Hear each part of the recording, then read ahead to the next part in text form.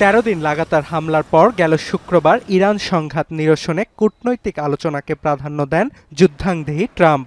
এরপর টানা 2 রাত যুক্তরাষ্ট্র ইরানে হামলা না চালানোয় কিছুটা স্বস্তি ফিরেছে তেহরানে।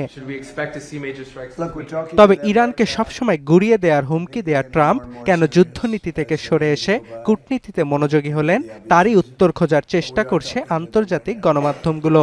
সিএনএন বলছে, সম্প্রতি ইরান যুদ্ধের গতি প্রকৃতি নির্ধারণে হোয়াইট হাউসে মার্কিন শীর্ষ কর্মকর্তাদের সঙ্গে বৈঠকে বসেন ট্রাম্প। এতে অংশ নিয়ে ভাইস প্রেসিডেন্ট জেডি ভ্যান্স ও জয়েন্ট চিফস অব স্টাফসের চেয়ারম্যান জেনারেল ড্যান কেইন মার্কিন প্যাট্রিয়ট ক্ষেপণাস্ত্র ও আকাশ প্রতিরক্ষা সরঞ্জামের মজুত নিয়ে উদ্বেগ প্রকাশ করেন।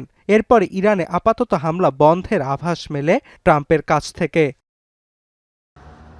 এদিকে কূটনৈতিক আলোচনার দরজা ফের খোলার সম্ভাবনার মাঝেই হরমুজ ইস্যুতে শুক্র ও শনিবার তেহরানে ইরান ও ওমানের মন্ত্রী পর্যায়ের বৈঠক হয়েছে। এতে দুই পক্ষ নিজেদের স্বাধীনতা সার্বভৌমত্ব অক্ষুণ্ণ রেখে হরমুজে নিরাপদ নৌ চলাচলের জন্য এক নীতিতে পৌঁছাতে নিজেদের অবস্থান উল্লেখ করেছে। তবে আলোচনায় জলপথটির রুট বিতর্ক নিয়ে কোনো সমাধান এসেছে কিনা তা স্পষ্ট করেনি কোনো পক্ষই। আমরা ওয়াইফাই ছাড়াই ধূপধাপ আপলোড করি, কারণ আমাদের কাছে বেশি জিবি আছে। বেশি জিবি জিতবেন মাই জিপি অ্যাপে।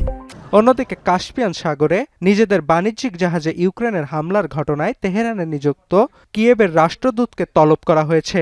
এক বিবৃতিতে হামলাটিকে আগ্রাসন হিসেবে উল্লেখ করেছে তেহরানের পররাষ্ট্র দপ্তর। আর জুলাইয়ে যুদ্ধ শুরুর পর ইরানের আকাশসীমায় কুয়েত কোনো যুদ্ধবিমান পাঠায়নি বলে দাবি করেছে ওয়াশিংটনে নিযুক্ত দেশটির রাষ্ট্রদূত। এর আগে ওয়াল স্ট্রিট জার্নাল দাবি করে তেহরানের বিরুদ্ধে সামরিক পদক্ষেপ হিসেবে গোপনে দেশটির অভ্যন্তরে যুদ্ধবিমান পাঠায় বাহরাইন, কুয়েত।